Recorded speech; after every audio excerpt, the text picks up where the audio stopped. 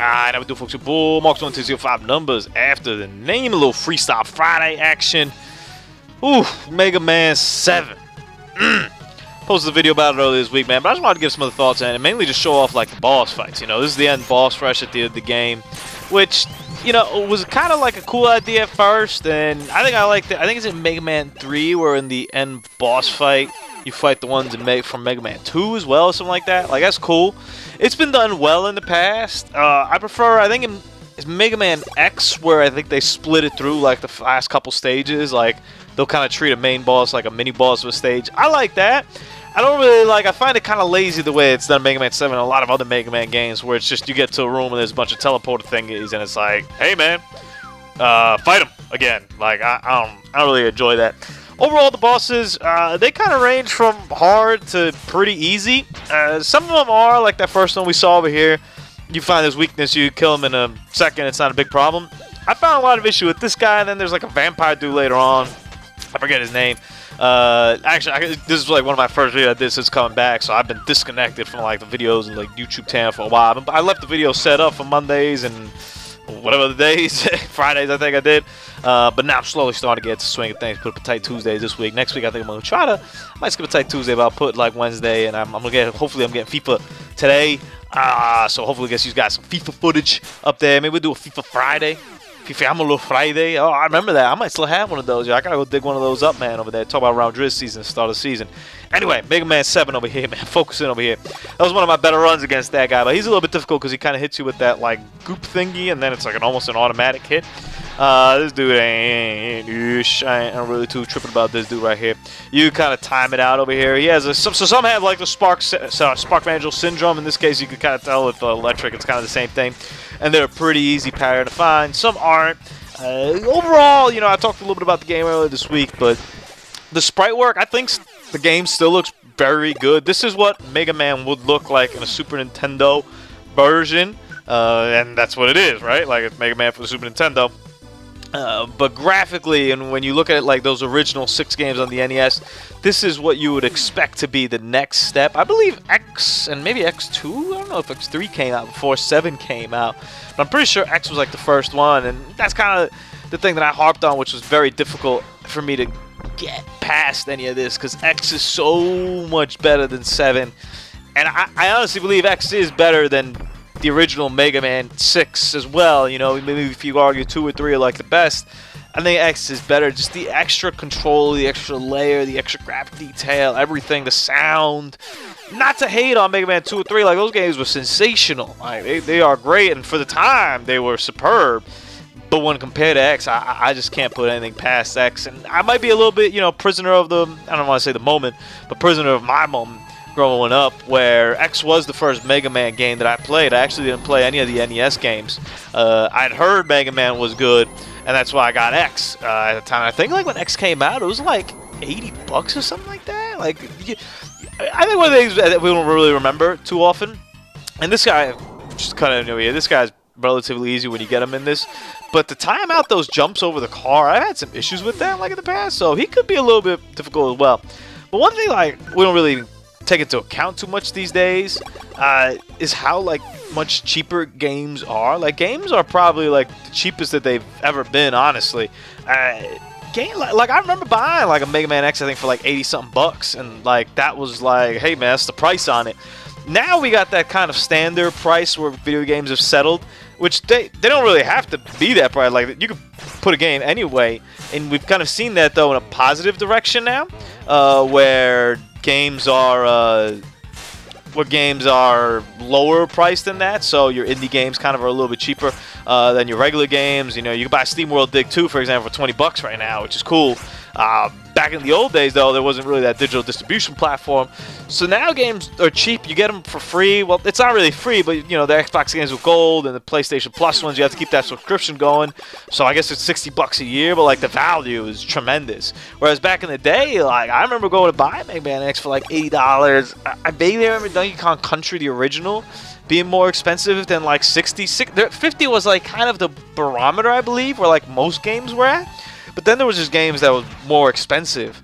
Like a Final Fantasy 3, I remember being like a ton of money too, and I remember like I couldn't afford it. Like I couldn't even convince. I was like, how the hell am I gonna tell my parents to buy me this? Like that ain't gonna happen. Like no way, this is gonna fly.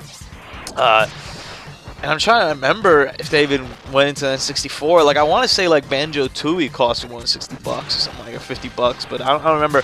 There was when we went to. This guy right here is pain, man. I had a smooth run against him, but sometimes if you don't get him like shooting over there and time that right, he comes down, sucks your health, so he keeps getting health. Woo, no bueno. But I had there was that transition between, I believe it was the PS2, GameCube, Xbox era when it went up. Maybe that was still 50 back then. I can't remember 100% when it went from 50 to 60. Either that or it was the 360 era where it went 50 to 60, which everyone was like outraged by. And in my mind, I still had that mentality of when I was growing up, and I was like, man, like games are still cheap, like $10, like that's cool. Like I know it adds up over time, or whatever, but like, man, like y'all remember, like I remember paying $80 for the damn Mega Man. Like that's not cool, bro. Like that would not fly like anymore. Imagine now if like Final Fantasy 15 released last year, and it was like, yeah, man, you know. We usually sell for $60, but it's actually $99 right now.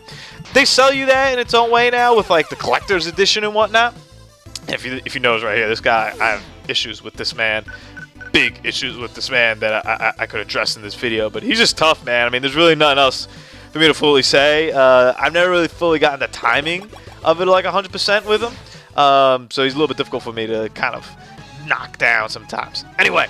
But imagine now, like, yeah, if a Final Fantasy comes out now, they kind of nickel and dime you with the collector's edition, but I think that's fine. Like, the base game is $60. That's what you do. That's what you get. If you want to get a collector's edition, then you pay more for it.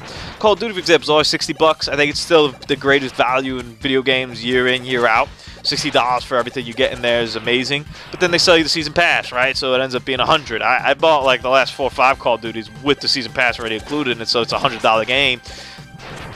That's fine, though. I'm getting like additional content with it. I'm talking about like literally you buy the base box back in the day, the cartridge, and it's like already $60 off the gate for no reason except for the fact that like the game's just like more expensive because that's like what they're telling you. So I have to transition over here. I ran out of my fire thingy. The thing that makes this guy difficult, man, is he gets you in these bubbles and in this rhythm, and he protects himself with these bubbles, which is why I like the fire thing's kind of cool because it kind of rips through it.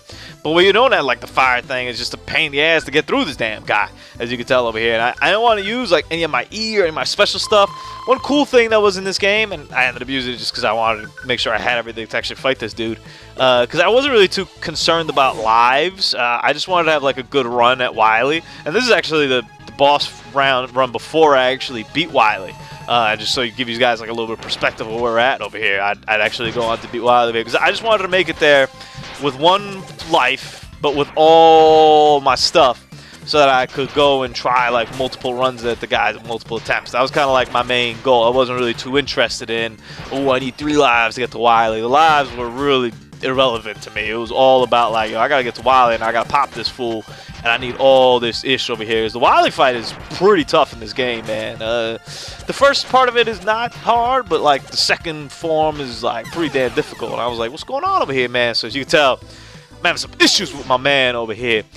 He used to get me. 3 bosses here that I never fully got quite past. This dude, and over here I'm looking, I'm like, man, what the hell? I don't mind using the weapon thing, because I was like, you know, I don't really refill the weapons too much over there, but this is getting kind of outrageous over here. This dude, the kind of, I can't remember the names anymore, my apologies, man.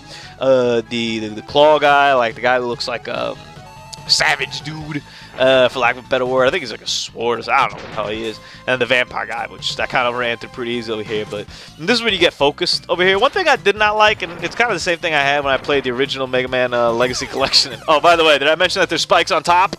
I mentioned that there's spikes on top. Oh, man. I hope I beat this dude. Or else this thing's going to be low-key embarrassing. Nah, we're going to get him right here. And the vampire dude who used to come suck my health, and then this guy. Those were kind of my 3 bosses that I had some issues with. Everyone else, you kind of figure out their weakness to. One thing, though, that I didn't like, and it was just about, like, this version over here, and I'm over here, I'm looking, I'm like, let me just make sure I got a save right here, so if I got to come back, I can get over here.